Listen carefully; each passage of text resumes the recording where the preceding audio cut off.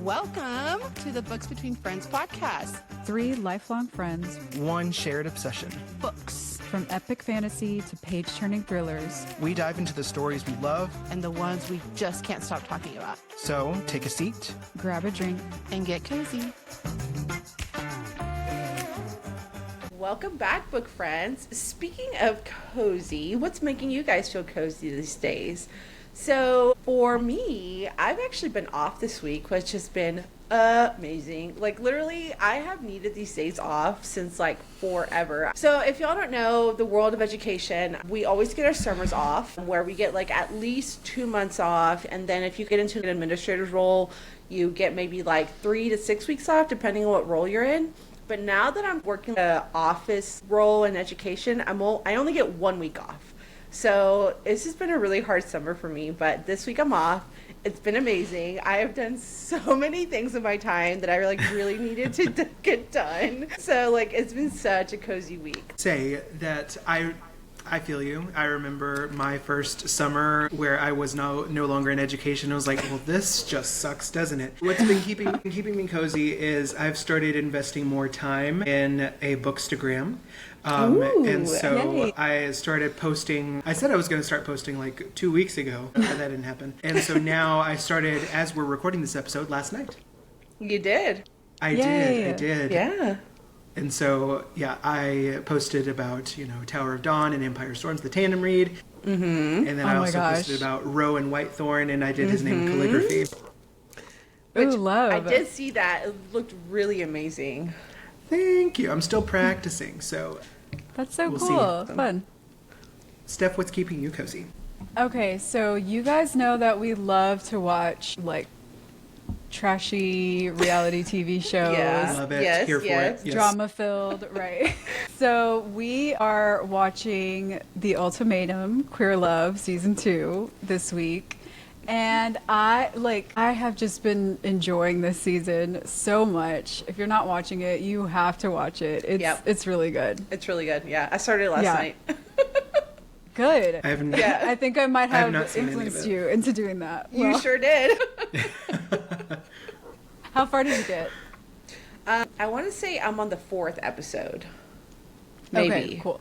It Like, I'm really between ramps 3 or up, I would 4. say, like 2 more episodes in. It's So- already really good. It's already so good. Yeah. I was just like, what? Like, it was so late last night. I didn't realize how late it was until I was like, oh, shoot. I was like, you know what? I should probably go to bed. I have an early morning. Love it. That's how you know something's good, though. Yeah, 'cause I really didn't know what Exactly. time it was. And, of course, I had wine with me. So, like, that doesn't help. Yeah. That's Naturally. the best way to consume this media, right? Like glass of wine. Yeah, but it was hanging out really on the good. couch. Like those Piece of couples chocolate. are yeah. Yeah. So this is season 2 of this show, and Yeah. me and Stephanie were talking about this. Like season 1 was really good, and we were talking about some of like our favorite couples. But like now I'm kind of starting to see some of the messiness already starting. And I'm just like, they haven't even started being a couple yet, and it's already super messy. I love it. It's so good. Yeah. It's so good. Love it. But you know what, guys? Speaking of like romance, I mean, I don't know how well this ties into this, but now that we're kind of like doing our first romance novel for our podcast, let's talk about some of our Yes. favorite tropes. Because I feel like everybody picks the same favorite trope over and over, and I feel like some of these other tropes don't get like touched on very much, but everyone's favorite seems to be enemies to lovers. Like, yes, it's a great one. Yes, I love it. I love that for Xaden and Violet because obviously they're enemies to lovers.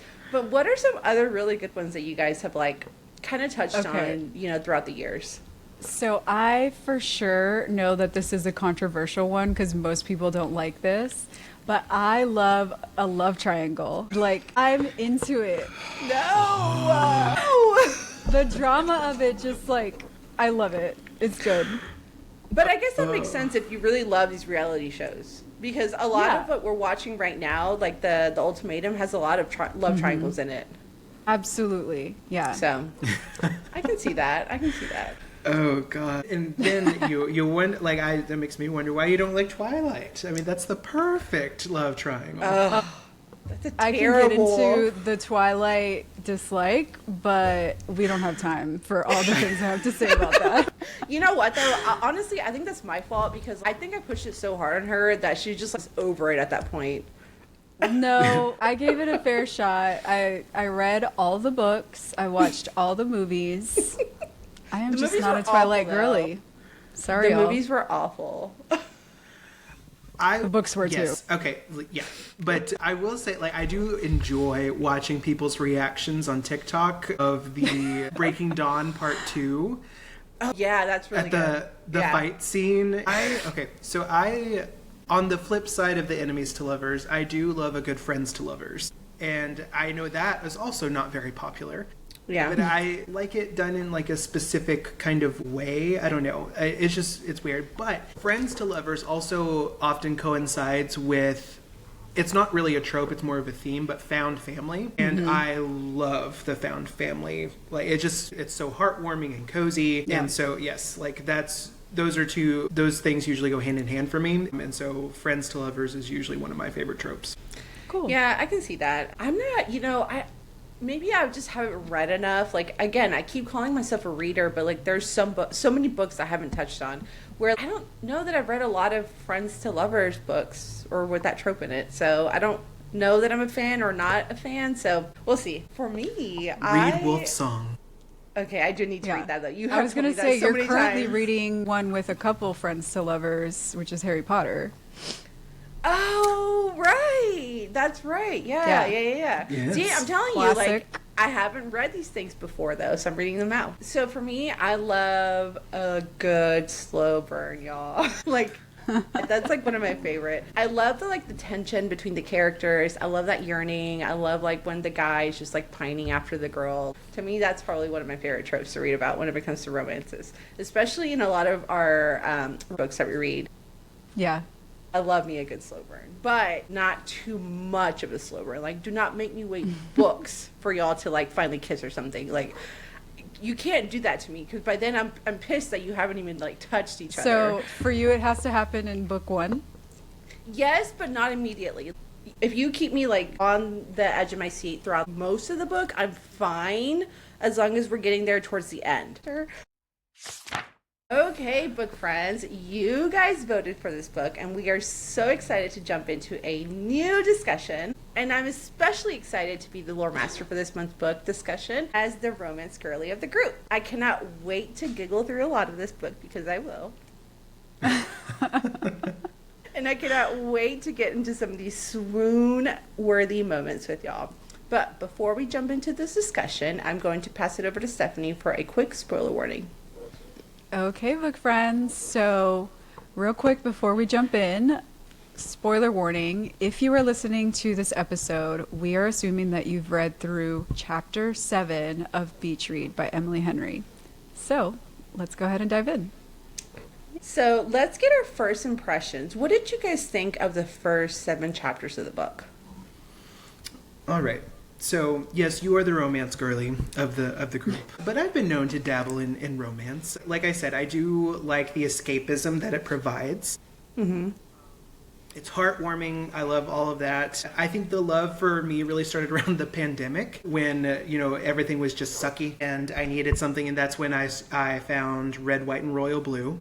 Fell in love with it just because it provided such a good escapism. Young romantasy, obviously, we read Fourth Wing and that series, and young adult fantasy often involves some type of romantic subplot. So going into this book, I was trying to approach it through that lens. Having said that, I think what also helped me really get into this book was the fact that we just finished The Nightingale. And while The Nightingale was great, I gave it 5 stars. I definitely needed a change of pace. Oh, yeah. And a change of tone for sure. And I think, even as we're starting this episode, we're smiling a lot more already. And I think that's very indicative that we were all ready for a change. Yeah. So I'm very excited about this discussion today.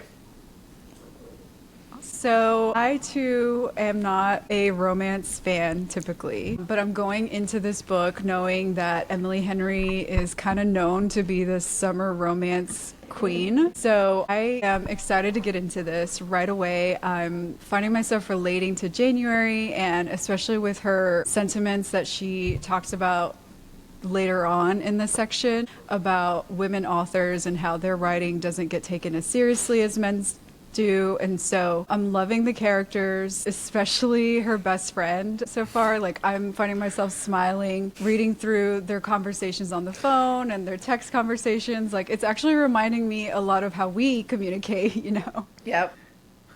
And it's just fun for me to be able to relate to characters that I'm reading. So I'm excited about it. Yeah, so for me, before I actually got into fantasy, romance was the first genre that I really got into. I even got like really obsessed with like a historical fiction because of the romance. I think back in college, Stephanie got me into The Tudors. And one of the things that really intrigued me about that story was the freaking romance behind King Henry VIII and his 6 wives, y'all. And so I don't know what it is about a good romance. I mean, that wasn't a good romance. He was terrible, but... Yeah. Well, so to be clear, we got really into the show called The Tudors. Yes, I think it was on HBO. Yeah.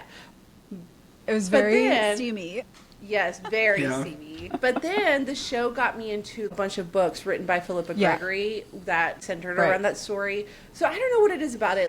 I love a good romance story. I love when two characters just really mesh together, and I love seeing their banter, their love develop. I just love seeing all those really cheesy moments. But I will say I can't do too cheesy, too cliche. So I do have a limit to what amount of romance I can take. I know. That's news to me. But as Ethan and Stephanie both know, I latch on to the romance of any novel we read to. So that's just me.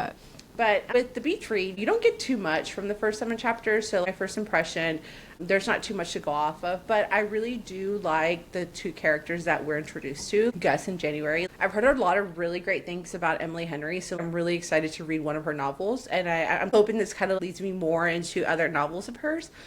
Because she just has so many good ones, and I'm kind of overwhelmed with the amount of like books that she's written. So I really want to make sure if I like one, then I'm sure I'll like some of the others. I like that it's not super cliche or super cheesy. I'm happy to say that I'm really liking this one so far. So I love their witty banter so far, which always makes for a good book. So I cannot wait to read more into this. And I just love how neither miss a beat when it comes to firing off a combat to each of their sarcastic comments. So, I can't wait to get more into that. But, it's just been a really good read so far. And like Ethan said, after reading The Nightingale, I think we would take anything right now just from such a heavy book. So the fact that we're focusing on 2 characters and their romance, I'm loving that already. I already feel so much better. And I don't feel like I have to go to my sister's house and go cry again. So...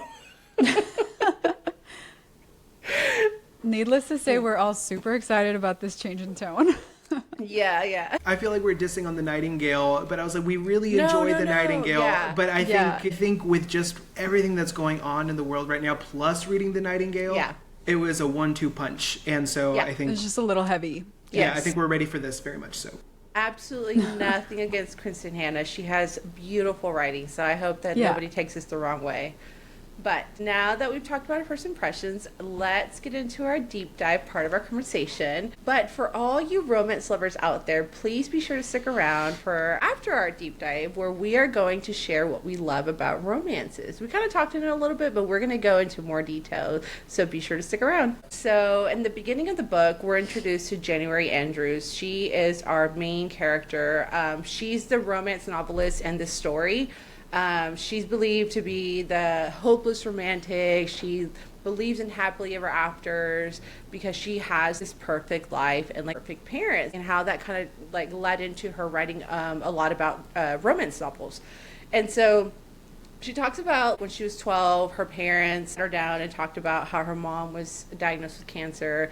And so she was really worried for her mom, but her dad really took on this role of being the rock of the family and just making sure that neither her mom or her worried about it. Just very much everything's going to be all right. We're all happy. We're all great. This is a great family. Showing this picturesque life of what 2 parents should be like, right? In love. And so January takes all of this and she becomes a romance writer. She falls in love with this perfect guy who, he's an ER doctor, and she just has the most amazing life. And so in the beginning, that's all we get, right? We get this perfect life, and then it jumps into 28 perfect to 29 not so perfect, where now she's broke, she's almost homeless, she's single, she doesn't know what to do, And so I'm just like, man, what a jump. So when I didn't really expect that to take such a drastic turn so fast. Well, as she's like thinking about how things have changed so drastically in her life in such a short amount of time, honestly, she's thinking about how her idealistic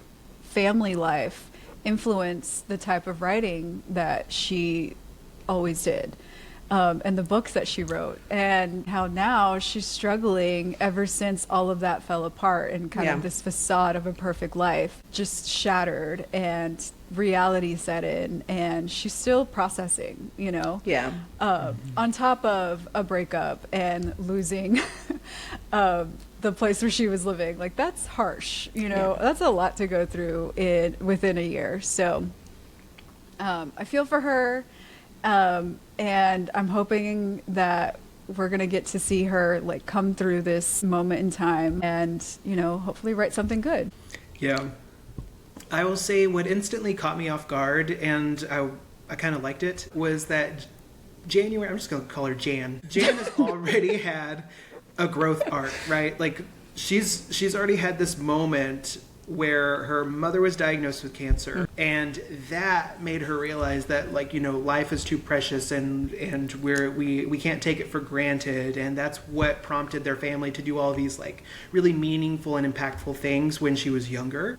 Mm-hmm. And so she's already had that growth moment. Like that's something that you would see as like the climax in a book normally. That's already happened for her, and so she's having to go through this all over again. And so I kind of liked that it kind of turns the normal plot line on its head. Mm-hmm.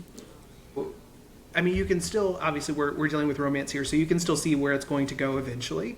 Right. But yeah, that's what I liked about this chapter, is that any normal convention of what we thought of a plot line has been completely kind of changed. I love that, you know. And another thing that I was thinking about too, like, I know a lot of us really try to keep our personal lives out of our work lives, but a lot of the times it just bleeds in, especially when you have a lot of heavy stuff going on in your personal life, like January has here, where you literally go from thinking you have this perfect life and then everything falling apart in 1 year. So we kind of get more into that as the story progresses, like what happens in her life that kind of makes her go from like super happy to like being 29 and broke and single and, you know, almost homeless. So we kind of get into that point where January has a flashback of what she's thinking about happened in her life. I don't want to say what went wrong in her life, but kind of where that turning point went. Kind of like what, to your point, Ethan, like it's already happening now in the first 2 chapters where like we're getting the turning point in somebody's life, you know? But January's thinking back to her dad. So like I mentioned before, she thought of her dad as like the rock of the family, where after the mom had the diagnosis, like he just kind of kept everyone centered, kind of kept everyone making sure like they knew that he was there for them, that he loved them, he loved the mom, he loved the daughter. But then all of a sudden he dies. And so it's crazy to think that, because the mom is the one diagnosed with cancer, and yet you had the dad who dies. Like that, I mean, that's a lot to just think about. You were preparing yourself for one of your parents to pass away from something, and yet your other parent unexpectedly goes away, right? Mm-hmm. But not only does she lose her dad, but she gets a huge secret revealed at this funeral. She starts thinking about, she believed in happily ever after until the day of her father's funeral, where it says her family had been through so much already, and somehow they always came through it stronger, with more love and laughter than before. And then one day her dad was just gone. At her dad's funeral, a woman that January didn't recognize approached her and told her that she's heard so much about her. Can you imagine having somebody come up to you and say like, hey, I've known your father my whole life, and being known as the other woman? And then also realizing that your mom knew about their entire marriage. As their only daughter, as a person who believed in true love and happily ever afters, you get this huge revelation at her dad's funeral. Somebody that you can't even yell at anymore, because it's like, I can't get any answers from you. And then she gives you this letter and says, here, your dad left you this lake house, by the way. It's yours now. And obviously, like, January hasn't opened this letter, right? So yeah, this is crazy. And like, this lady Sonia didn't even say to her outright, like, "Hey, I was your dad's side piece," you know.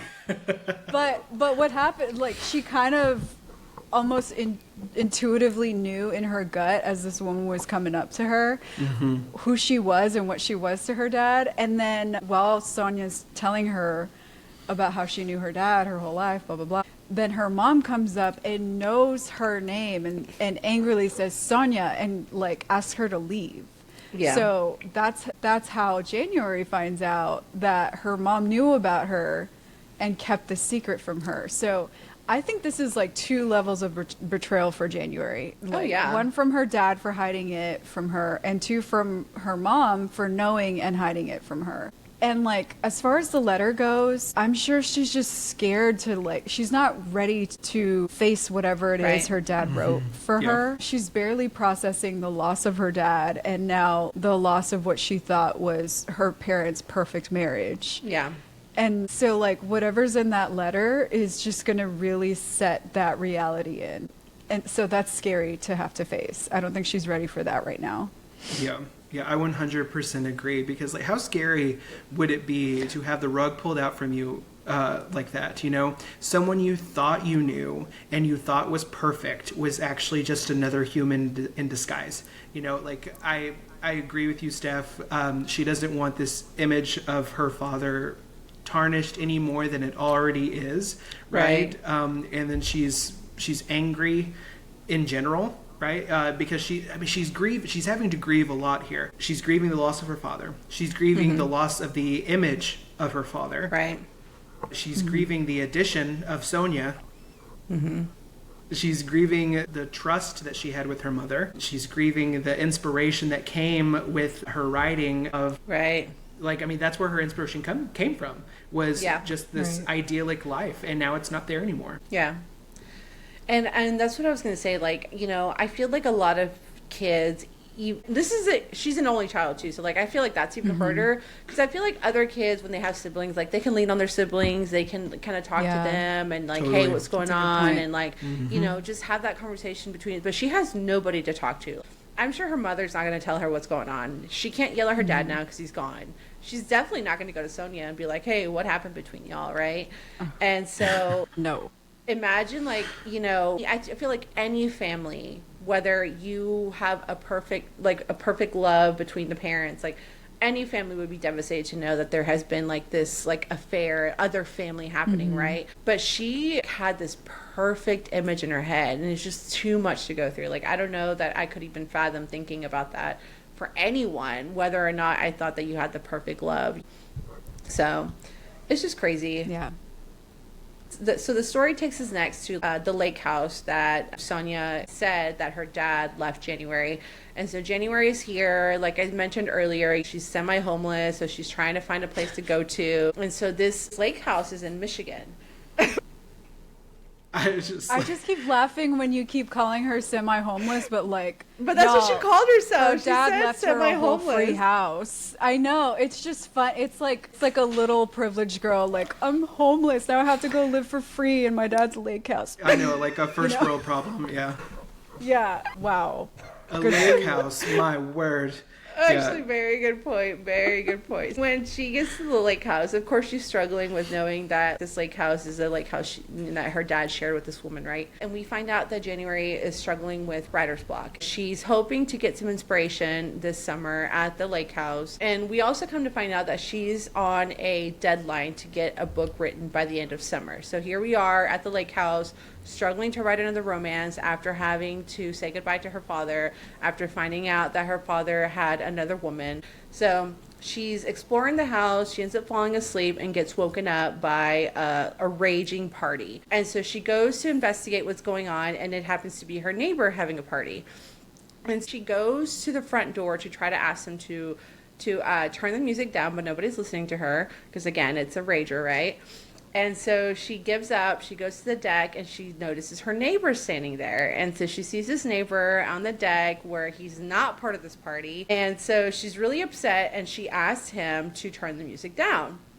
And so he responds with, look, no one will be more thrilled than me when this night ends and everyone gets out of my house. But it is a Saturday night in summer on a street full of vacation homes, unless this neighborhood got airlifted to the little town from Footloose, which I thought was hilarious. It doesn't seem crazy to play music this late. And then he tells her, and maybe, just maybe, the brand new neighbor who stood on her deck screaming foot job so loud birds scattered could afford to be lenient if one miserable party goes later than she liked. Which I thought was hilarious because it's like, here we go. Here, let's start the banter. Let's start the funny banter, right? And so that made January realize, like, maybe her neighbor, who she calls the grump, is not the only grump here. Maybe she's also being kind of a grump. So we skipped the like first intro that they had when she was first getting into the house, and she's on the phone with her bestie, and they're talking about it being like possibly having a sex dungeon because it was her dad and his mistress's house. Yeah. She's like, go investigate the sex dungeon. Yeah. Yeah, so that's where that hilarious comment about the foot jobs came from, because that's the neighbor's name. He overheard that, and that's why he brought it up in this interaction. But like, as she's going over to his front door to ask them to turn the music down, she's thinking to herself, like, the old January would have gotten excited about a party next door and would have joined the party. Right. And so now, instead of that, she's trying to like break up the party. So obviously she's struggling here. She's like going through a little bit of an identity crisis and also being a little grumpy. But I'm getting the sense that her neighbor is also possibly in the same boat here, because he was out back, like being a broody boy. He wasn't in the party. And then he was like kind of snarky with his response to her about it. I also love the fact that, doesn't she refer to herself as like a Karen? Like, she calls herself, she's like, oh man. Like, because he says, like, you're being a grump, like, for complaining about a party when it's, in the summer and we're, on it's a lake house. Yeah. Like, it's perfectly reasonable for this to be happening, even though I'm not in the party as well. And she's like, oh man, right. I am being a Karen. Like, I don't know if she calls herself a Karen, but she definitely calls herself a grump. I thought I read Karen I think in there she somewhere. did. She did mention Karen at some point. I think. But I appreciated the fact that she was able to like take a moment and step back and be like, oh, okay, like maybe I shouldn't embrace this new January, Right. Oh, Jan. I agree. I think they're in the same boat, and I'm like, dude, this is your part. Like, it's happening at your house. Like, why are Right. Why are you? That was kind of like, weird. Yeah, it was weird. Well, and the Also, other he thing, was too- like in the dark. There was Right, a light that's on right. the Yeah. porch, Right. but he was like outside of where it would have illuminated him. So she kind of like was surprised by him and actually screamed. Right, yeah. So So that are was we funny, even too. surprised like that she's in a writer's block right now? Because I feel like, I was reading the book and, it was going from the fact that she has this like picture perfect life to obviously all these new devastations happening. And now all of a sudden she's in a writer's block. We totally Obviously. saw that coming, right? Yeah. Yeah, I think that's totally reasonable. Yeah. Yeah. All right, so after their interaction, January wakes up hungover and she goes and leaves the lake house and she goes to a place called Pete's Cafe, which happens to be a cafe attached to a bookstore. So she buys some coffee, she gets there, she kind of wanders the bookstore, and she starts thinking about what her agent might think, where, oh, maybe I should go introduce myself to the bookstore owner. And so she does, and it's a lady called Pete, so hence Pete's Cafe. So she introduces herself as an author, and the bookstore owner checks to see if they have any of her books, and they don't. So she immediately buys them and puts them in, tells her that she's going to have them in stock, and then she invites her to their book club meeting. She's like, it happens every Monday, you should definitely come. And she's like, yeah, that'd be great. And so as she was saying yes to Pete, someone else walks in. And like Stephanie mentioned earlier, at the party, they were saying Everett over and over. And so that just happens to be the guy that her neighbor, the grump, that's his last name. And so the person that walks into the bookstore happens to be a person named Augustus Everett, or Gus. And that person is somebody that January knew back in college, who also happened to be her old college writing rival, who's also an author.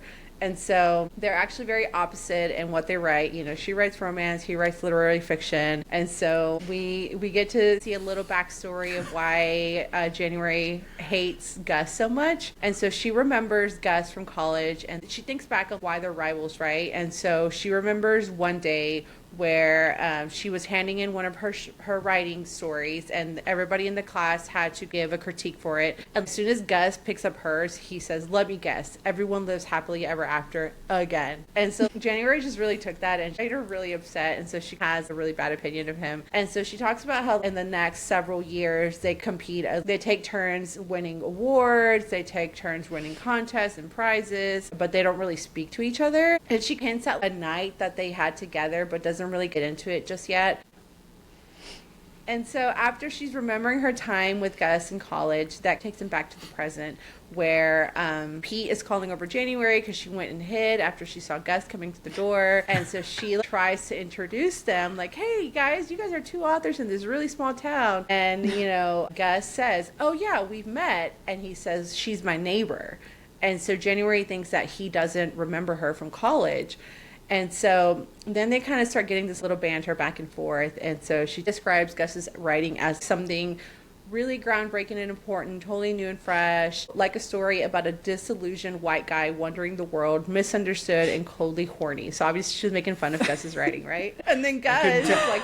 Oh my God. I loved that line. That was so funny. But then Gus immediately fires back, right? Doesn't even take a second and says, "Tell me, which do you find more fascinating to write?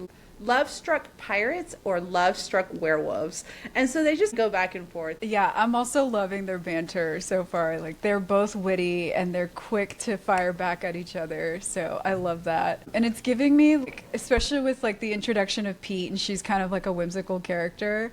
It's giving me like a fun rom-com movie vibe. And so I love it. It's good. It's great. Yes. Okay. So like I've said before, I think I'm going to make this like a tradition when we do a new book of like who I picture to be playing the characters in my head. Oh, yeah. So for my One Tree Hill people, I picture Jana Kramer as our lead here. I picture her as Jan. Okay. And I picture I Austin. I actually picture Austin Nichols as Gus. And so he's the guy who plays Julian? Yeah. Sorry. And so like that, those are, I don't know why, those are immediately the two people that popped into my head. I'm sitting here Googling so I can like get a mental picture. And what I will say is, first, when they were in college, they used to refer to him as Sexy Gus. And to me, like, those two things just don't go together. Like, Gus. Sexy evil Gus.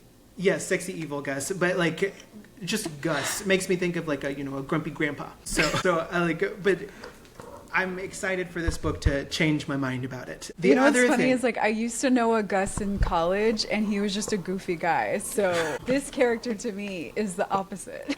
Interesting. Yeah. Well, I knew like an older Gus when I worked at the Y, so that's immediately what I picture. But what I was picking up here, is Anne of Green Gables vibes. I love Anne Shirley and Gilbert Blythe. Like they are probably one of my favorite couples of all time. Very enemies to lovers, even though that was just the perception Anne Shirley had of Gilbert at first, is he's my enemy, blah, blah, blah. And I feel like it's the same thing happening here. And so, that's what I immediately latched onto when they started having that quick, witty banter back and forth. And I was like, yep, that's Anne Shirley and Gilbert Blythe. Like, that's what this is. I can totally see that. I'm also like curious because he didn't really, so she thought maybe he didn't remember her from college, but later on there's like moments when he's got like knowing looks or like this, I don't know. I'm just picking up that maybe he does remember her from college, but maybe he possibly doesn't think she remembers him from college. So we'll see if that gets revealed. So she also made a comment like with this whole her thinking back on like him in college, right? Where she was like, that's when he became my rival, not that he knew though. So it's like maybe she immediately latched onto the fact like he's my rival, but am I his, right?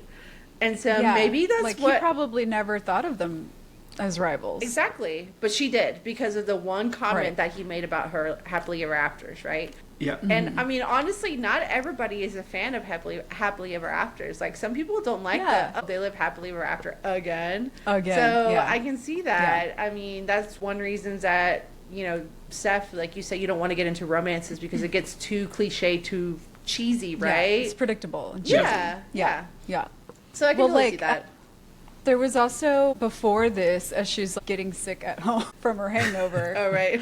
And actually, the first day that she moved into the house, she noticed that her dad had put up a list of that she made on the New York Times. But she noticed that he was above her on the list, that Everett was. Yeah. And then when she was throwing up in the bathroom from her hangover that morning, she noticed that his book was in her dad's magazine rack next to the toilet, next to her book. And so, again, even though they're past college, she was still keeping tabs on his career. So this rivalry has been going on in her head, at least, For a while since college. now. So she's already she's carrying that already, and so she was immediately defensive when they had this interaction, Yeah. which was funny. I guess in her head, she also thinks it was a rivalry because they did take turns winning so many prizes and awards Right, back yeah. and forth. So it's like, I have to be better than who they think the best is.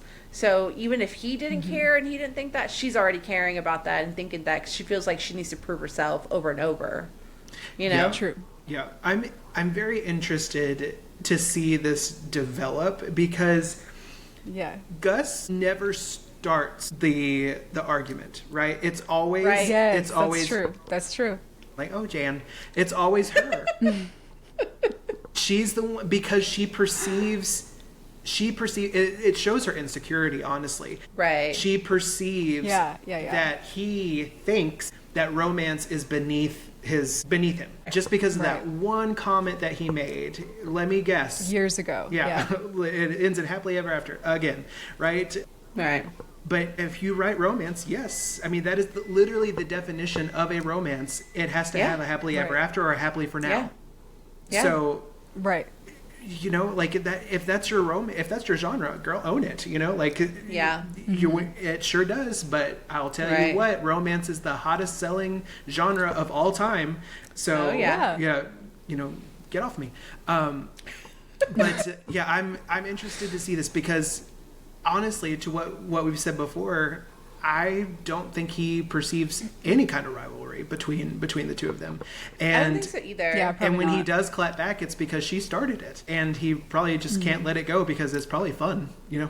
I was going to say, I think he Yeah. enjoys riling her up. It's kind of funny. Yeah. Yes. Definitely. Because she I does feel dumb that, too. things when she's riled up, like hiding behind the display book? in the bookstore. Yeah. She's like, Yeah. I loved that inner monologue that she had with herself. She was like, I'm going to do what any rational human would have done at that point. Hide. Yeah.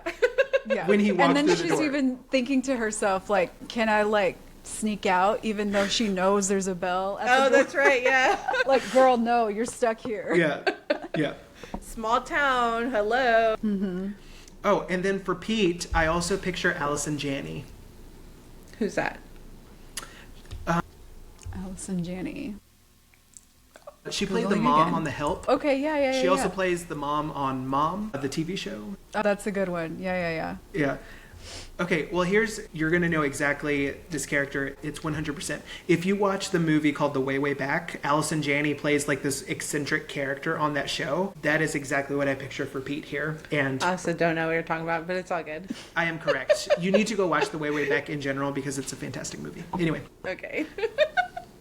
So January gets her little escape here, and she gets a phone call from her agent who's just calling her to remind her about her deadline that she has until September 1st to be able to write her next novel, and it has to get done like it's been promised, right? I think they're in June right now, so that tells her she has a few months to do that. So January promises her that the book will be done by then, but then also tells her she hasn't even started it yet. So this is where she starts thinking about those inner thoughts, right? Where she has to write a romance despite having recently lost close to all faith and love in humanity. She was definitely struggling for inspiration. So kind of what we already talked about, right? This is why she's in that writer's block. So back in the lake house, she definitely wants to write. She says, okay, I'm going to do 1,500 words, but only writes 400. And so she goes back to her head where she lives in right now. And she's thinking back to a time where words easily poured out of her back then. True love had seemed like the grand prize, the one thing that could weather any storm, save you from both drudgery and fear. And writing about it had felt like the single most meaningful gift she could give.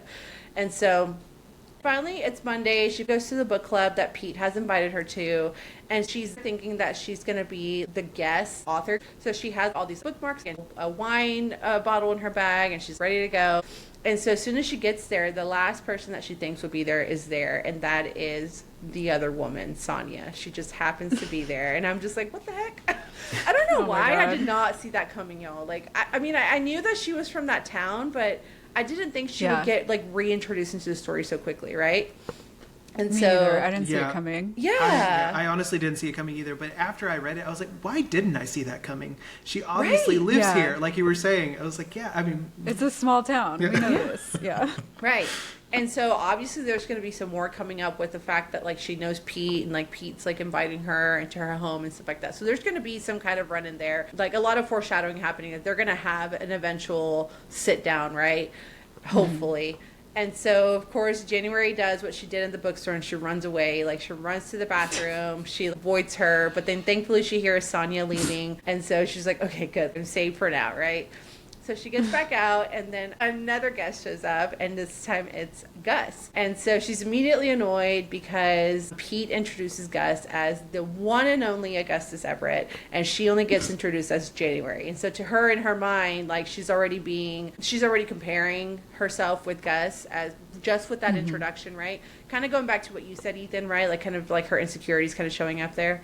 And so they sit down. Pete begins the book club, which is, by the way, like such a weird name. The book club is called Red, White Russians and Blue Book Club. Like, talk about a mouthful. I thought it was so funny. It's such an awesomely terrible name. Like, it is. Yes, you have to like love it because it's so terrible. Like, that's a terrible book club or it's name. not catchy. I was and like, it's that's not what's catchy good about it. Yeah. It was just such a mouthful for me to read. I was like, also, White Russians, gross. I know. Ugh, I cannot. so do y'all know what that drink is? Yeah. Yeah, it's vodka and milk. Yeah. Oh, gross. Yeah, disgusting. Oh, I didn't know that. Disgusting. I should have Googled that when I saw that. I don't like any kind of cream in my alcohol. Like, I cannot do it. No. Like a pina colada. I don't think it. Well, like an espresso martini's fine. Yeah. Yeah, I'm that's good more with like that, too. foamy though. Yeah. Like that's I can do that. Yeah. Yeah, or I say that, but like an Irish cream, I can do that too. That's good. See, Okay. there you go. Then we're into cream and alcohol, just not White Russians. Just no, yeah. Ugh. So it turns out that Pete did not invite January as the guest author. She just invited her as a book club member because they start talking about spy novels, which is hilarious because even Gus has a confused look because he probably thought the same thing where he thought he was going to be the guest author, right? So Well, the way she introduced him too, I would have thought so. exactly. Well, and I thought that's Pete what she was doing with. Yeah, Pete led them to believe that that's why she was inviting them. I feel like I was just going to say. Yeah, it's kind of like matchmaker here. You think so? I didn't think about it that way. I didn't think about it that way either. Yeah, I totally think so. Because, like, I thought, like, Pete was like, oh, here's an author. You know, I don't have her book, so let's talk about one at the book club. I guess I just read it that way, you know, because two authors, what are the chances, you know, and Right. like it seemed very like, you know, wink, wink, nudge, nudge to me.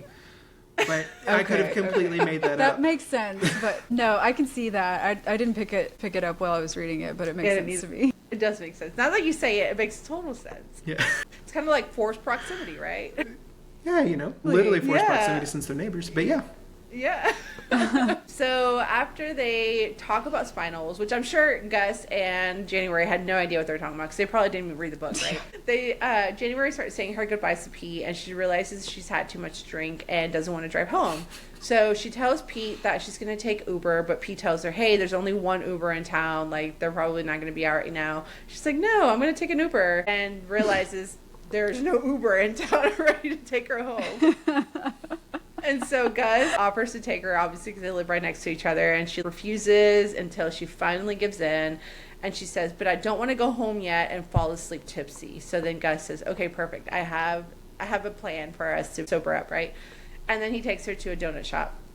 So they get to the donut shop, and which sounds disgusting, by the way. It does sound disgusting, yeah. Well, the coffee in the town sounds disgusting altogether. Yeah.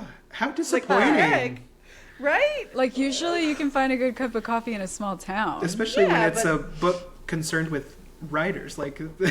I feel like Yeah. writing and good coffee goes hand in hand. The fuel of writing, right? Like literally, this guy wouldn't even sell them the coffee because of how terrible it is. Like, how gross. Yeah.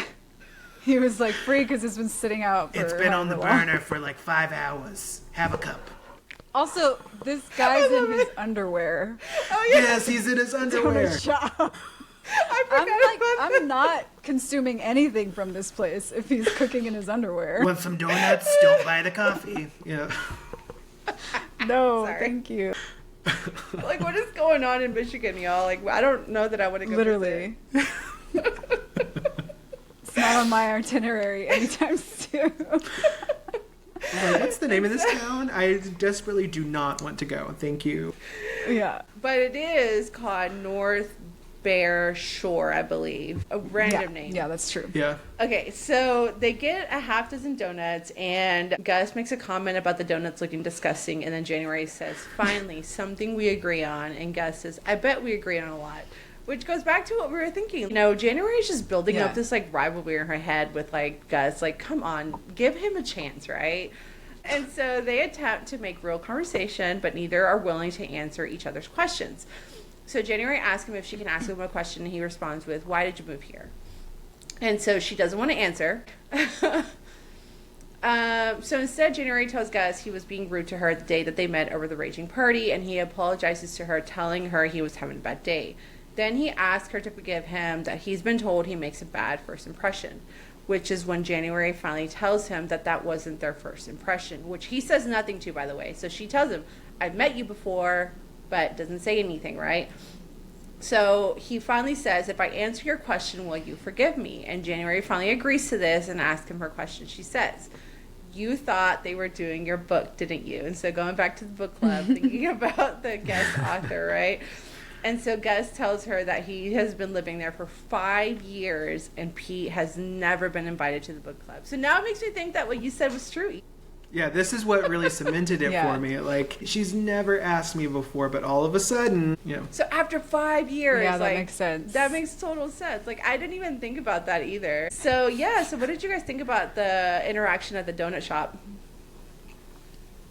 Yeah, this is where I'm thinking, like, obviously, or to me anyway, obviously he does remember her from college, because when she mentioned that wasn't my first impression of you, he kind of had this knowing look in his eye, but then he just kind of skirted over that and continued, like, okay, Right. will you forgive me? And the whole question thing. So, and I can sense that they have, like I mentioned before, I think they're in the same boat. You know, maybe he's also struggling with his writing right now. Like, for whatever reason, he didn't seem to be enjoying his party from the other night. And Right. she's also in a dark place right now, or coming out of one. And so, you know, that can obviously be a recipe for bringing people together. Mm-hmm. And we'll see where that goes. Yeah. Yeah, I also tend to agree with that. I do think that Gus remembers her. Mm-hmm. Especially because there's a moment where Jan, she recollects a memory. You're making me see her like Jan from... The Office. No, Jan from the Brady Bunch. The Brady Bunch, yeah. Sure, I was thinking Jan. of The Office. And also, the way she's behaving right now is very Jan from the Brady Bunch. Would that make Gus Marsha? She's like, Marsha. Yeah, I could see it. But she has that recollection of a memory that her best friend, you know, told her that he asked about her one time. Like, what's her deal? Yeah. And when she wasn't in the room, obviously, because she didn't know that this conversation had happened. And so I was like, why would you even ask if she wasn't on your radar somewhere? So Yeah. yeah, I If definitely there's think. not a level of interest there. Yeah, I definitely think he remembers her. Right. But yeah, I love this proof of their witty banter prowess that they have here. Yeah. I love their dialogue. It's so easy for dialogue like that to be really cringy in a book, Yes. but it's yeah. so believable here. Like, I can picture them in this coffee donut shop having this conversation, just jabbing each other with their words. I can totally see it. Yeah. Yeah. And of course, like, neither are willing to be vulnerable here, right? Because, like, they don't want to answer any real questions. She obviously brought it back to the book club because it's like, we just went to that. So let's talk about something easy and not so deep, right? Because, of course, she's not going to explain to him why she's there just yet. Because then that would have to mean that she'd have to be vulnerable and tell him, my dad just died. Oh, it's the lake house. Oh, this, oh, that, you know? Yeah, like he didn't know, but that was a loaded question. Why did you move here? Yeah. There's too much to unpack there right now. Question. Yeah. So they banter back and forth for a bit while they're eating the donuts. And honestly, like, if they thought it was that disgusting, though, why are they eating these donuts? Like, because they need to sober up. She's drunk and trying to get sober. I know, but I'm like, some of these donuts that they described, I'm like, oh. I was like, they're not even donuts. They're like clumps of donut. Like, yeah, because it sounds like the guy shoved all these donuts into a box that was too small. So now it's just like a clump of donut dough. Yeah. Sounds gross. So while they were going back and forth, January makes a comment about his books. And so he finally asked her, what do you have against my books? Like, that you have allegedly not read. And then she immediately fires back with, what do you have against my books, which you have certainly not read? And then that's when he asked what makes her so sure that he hasn't read her books. And she mentions the pirate comment, because that's not the kind of writing that she does. She was like, that's not the romance I write. In fact, my books aren't even shelved as romance, technically. They're shelved as women's fiction. Then he said, I don't understand why there need to be a full genre that's just books for women. And this comment really upset January. And so she angrily fired off, I know how to tell a story, Gus, and I know how to string a sentence together. If you swapped out all my Jessicas for Johns, do you know what you'd get? Fiction. Just fiction. Ready and willing to be read by anyone, but somehow by being a woman who writes about women, I've eliminated half of Earth's population from my potential readers. And you know what? I don't feel ashamed of that. I feel pissed that people like you will assume my books couldn't possibly be worth your time, while meanwhile you could chart on live TV and the New York Times would praise your bold display of humanity. And then that's where our section ends, because she's like, you know what? I am sober. Take me home.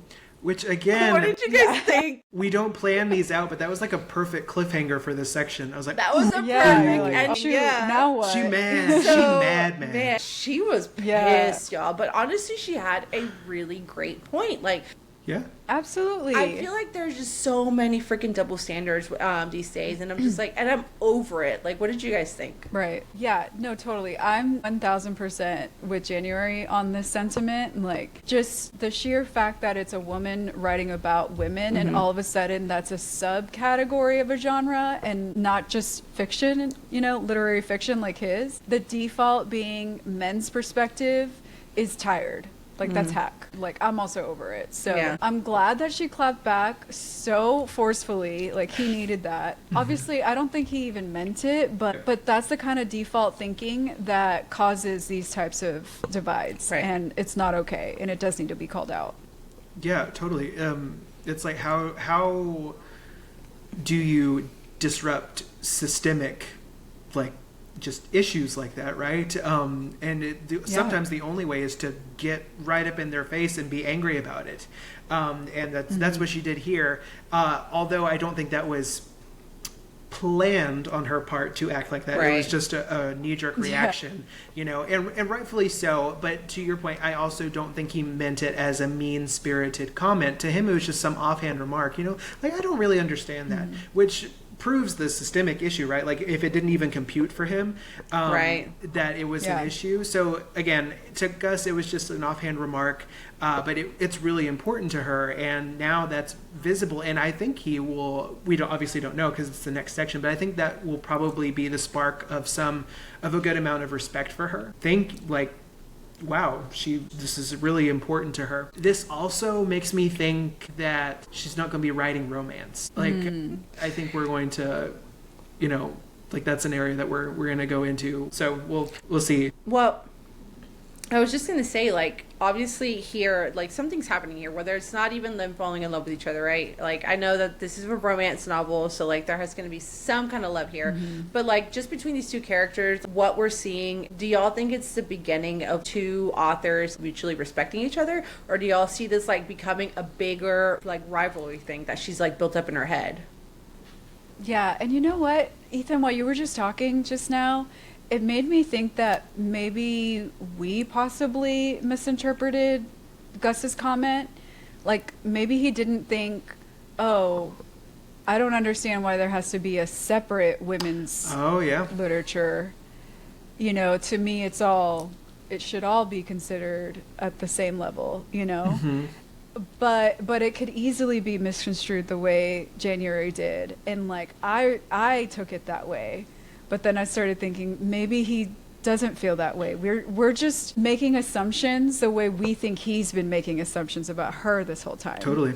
So to your question, Jen, about like, do you think it's the beginning of like a mutual level of respect? I feel like, I hope so. Hopefully that's the case here, and he'll hear her out on her perspective with women's literature, and like maybe they'll each help each other grow in their art form. Maybe his perspective will influence her writing in whatever she ends up writing this summer, and vice versa, because I get the sense that he's also struggling with his writing at this point. She's built up this rivalry in her head. We mentioned several times. Yes, yeah. So she already is on the defensive with whatever he says. So I think that you're right, Steph. Maybe she immediately thought of it as a negative as to what he was saying, because she just wants a reason to fight with him, I think.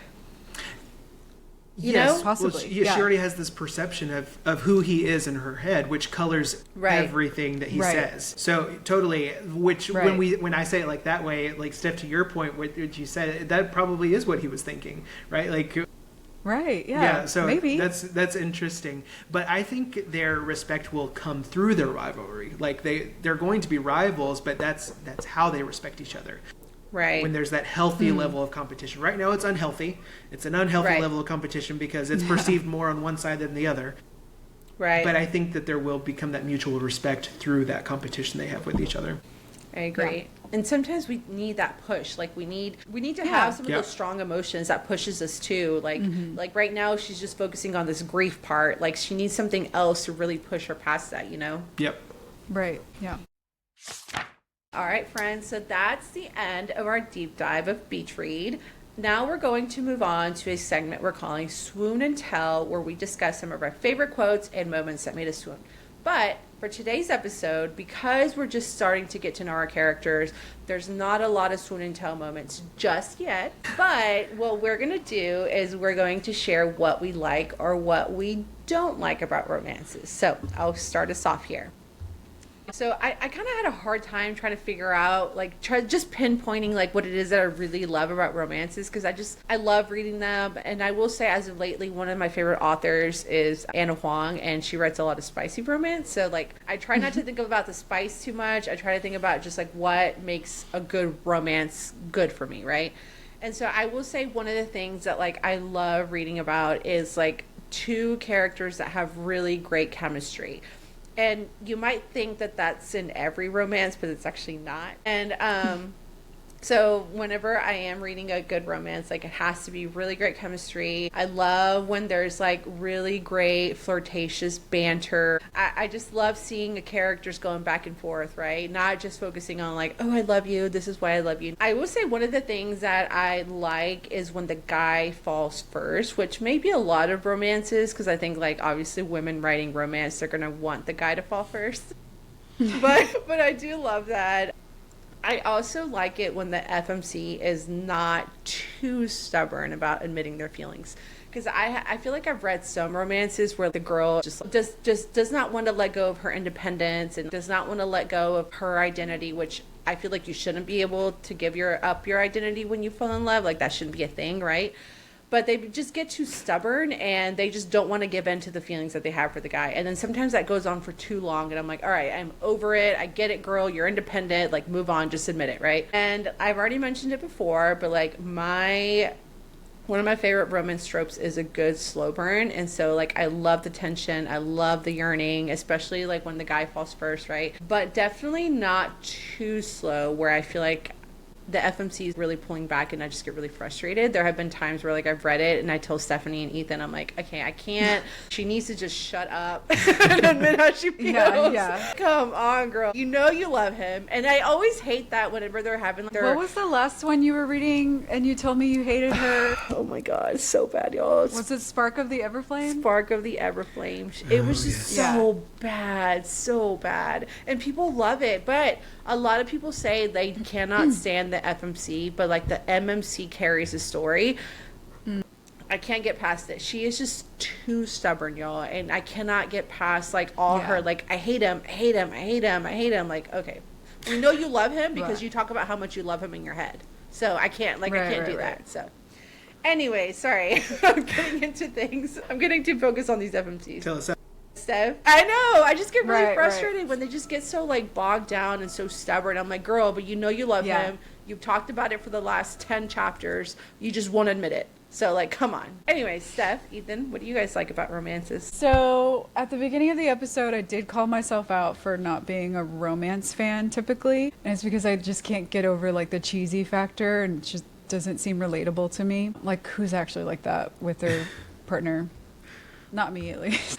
However, I do like romantasy, and I think the reason I like romantasy is because the fantasy factor is in there, so I can get past the cheese factor, and it's typically not as cheesy in a romantasy. So, you know, and for me, it's just fun to like picture falling in love with like a centuries old like shadow daddy bat boy. Obviously that's not relatable, so you obviously it's an escape for me. It's, you know, something outside of whatever it is I'm dealing with in the real world, and it's just fun, you know.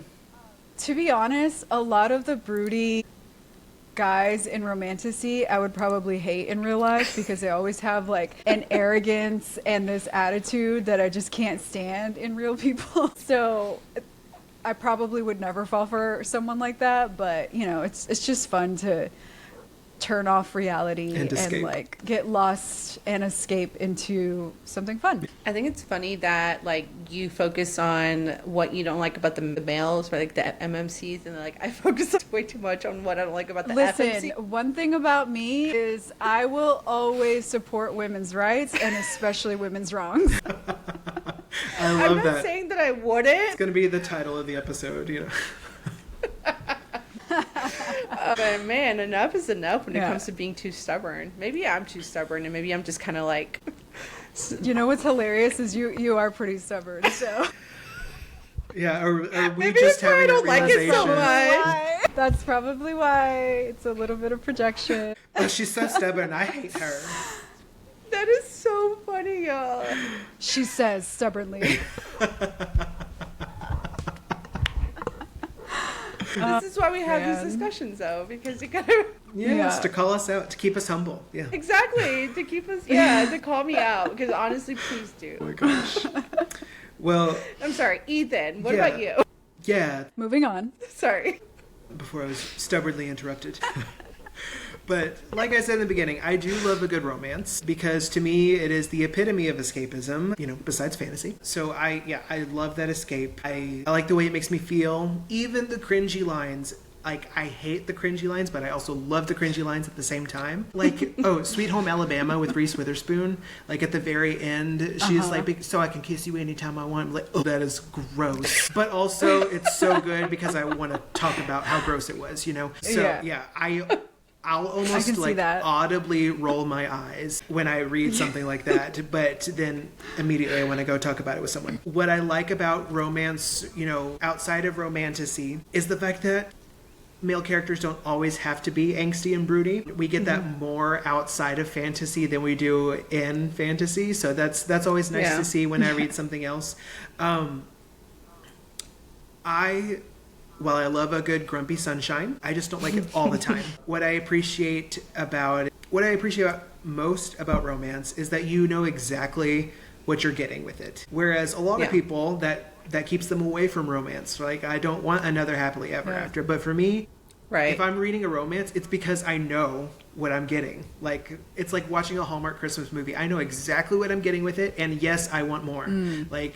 So if I'm reading a romance, it's for that purpose because I know what the payoff is. It's like a prescription for anxiety almost, you know. If I'm feeling a little anxious, I need to grab a romance. You know, I need to go back and reread Red, White, and Royal Blue. But yeah, it's like comfort food. Yes, yeah. It's like I have Friends or Schitt's Creek or Drag Race playing in the background now. You know, it's what I need. Yeah. Okay. So yeah, that's what I like about romance. Yeah, I will say that's why I really like Anna Wong's stories. Like every one of her stories ends on a happily ever after. And what I like about that story is not the ending, it's how they got to the ending. What the characters had to go through together to get to their happily ever after. And so a lot of the time it's like the journey, it's the journey, not the destination, right? And so that's what I really like about her stories, and I really like about a lot of the romances that I do read. Because it's like, I want to see what the characters go through. I want to see all the hardships and obstacles and all of the really spicy tension-filled moments that they have for them to get to the happily ever after. So, Yeah. I don't know. All really good points, you guys. Yes. Yeah. I might just be a romance girly after this. All right, everyone. Well, that marks the end of this episode. Next week, be sure to tune in for our next part of Beach Read by Emily Henry, where we will be discussing chapters 8 through 14. Be sure to interact with us on social media. We are Books Between Friends Pod on all of our platforms. Be on the lookout for our podcast clips. Join us for some discussion through the comments. We want to hear from you. Speaking of, we're going to ask for your review, right? If you're enjoying our bookish banter, please let us know. Let us hear about it on Apple. Please leave us a review. Help our podcast grow. It makes me feel like Rita from Power Rangers. Make my monster grow. Help our podcast grow. We would love to hear from our book friends. Speaking of book friends, we have a review to read.